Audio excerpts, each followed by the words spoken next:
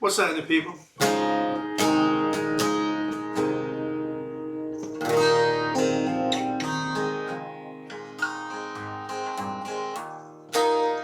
Welcome to Music Monday.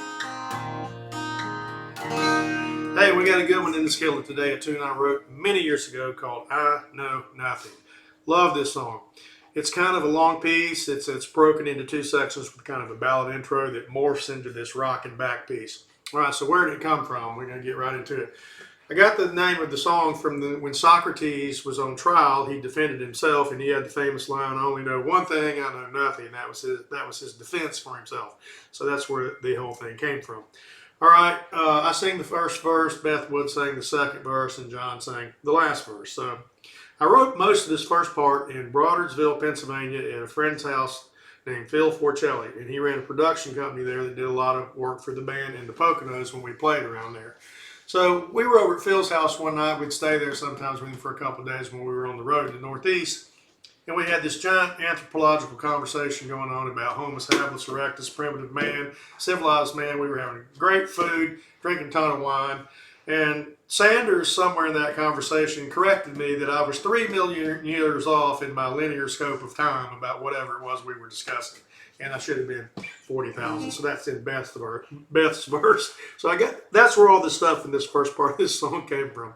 So it says, "You're poetic but clueless about so many things around you. You come off better when you're not wasted trying to make some meaningless point." Boy, that's about as cut and dry as you can get.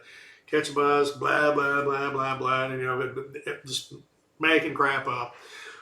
Second verse is you're only 3 million years off when you should have been 40,000. And kind of cleverly I said, and all you've managed to show for yourself, you've managed to roll in 4 hours. I had written about 4 hours worth of music in my career at that point. All right, last verse. I did ride in a truck going over the Hudson River somewhere there and up around New York. We were all in eastern Pennsylvania, New York, and going heading all through there. And we'd been on the road for weeks and weeks and weeks and weeks. I said, I kind of feel lost on some Yankees highway. Stayed up all night drinking and worrying. That was about being up at Phil's house. You're worrying about, traveling, getting home, record label, band business. Are you going to make it? Are we going to get there on time? Is this going to happen? Is that going to happen? I mean, it's something all the time. And that's kind of what that's about. All right, so you got the first half of it. Back half, when it morphs into this rocket thing. Now, I wrote all the back half of this when I was living at the cabin in Brevard, North Carolina, at Deerwood. And this is all kind of about that place. It says, with my grandfather's old little log cabin down there, it says, there's some old dirt roads in the mountains of my mind I walk down just for fun. There's cut-off jeans and bare feet, skin browned by the sun. There's a well-attended garden out back, and that was his down at the barn with food for your body and mind. There's a porch up front that holds up the sky for sipping in the evening time. Sit on the porch and drink beer. That's what that was about. All right, second verse. Not completely desperate, unable to check out early. You left a do not disturb sign on life's door. You can't fake because you can't act, and your camouflage is stealth, but you're getting good at hiding from yourself.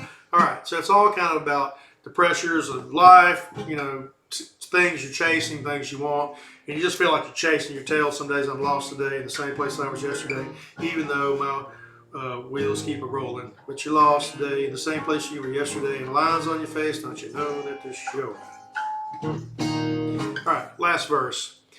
Not afraid of being alone. I guess that makes you a loner. I don't know. Sometimes in those solemn places I can find myself, and that's a lot of truth packed into that. Artistically, I found that sometimes when you can get really still and really quiet, some of the greatest creative moments are spawned out of those times. So that's kind of what that means. It goes, so told you not to try so hard, and that's really like, anybody advising you how you're going to tackle your career or your life told you not to try so hard, soon you won't try at all. But you didn't learn to walk, my friend, before you learned to crawl.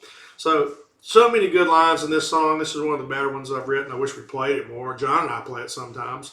And that's what we got today in the skillet, a wonderful tune, kind of a two-part rocker with a ballady intro. It morphs into this rocking piece in the back called I Know Nothing.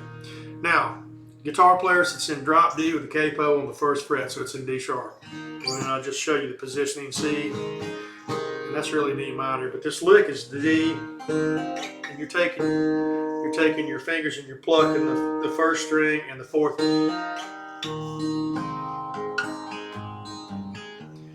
You're picking it. Now Now this one's a little harder, so you guitar players, if you want it, join my Patreon. I'll do a guitar lesson for it, teach you how to play it. Also, when I tracked it, I did one track in the studio, I did one on acoustic, and then I picked up a resonator guitar and put on some banjo picks with a delay on it. And I played those.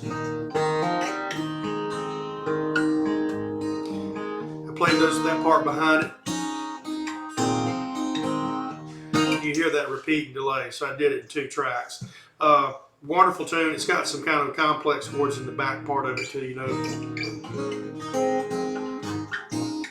So you're in drop D, first of all. You got to get both these down to D, put a capo on the 1st fret, and that'll get you kind of in the hemisphere of how to play it. All right, that's what we got in the skillet today for Music Monday. A killer tune called I Know Nothing. If you've never heard it, go check it out. Like it, follow us, share it by all means. As Paul Harvey would say, now you know the rest of the story. Certainly do.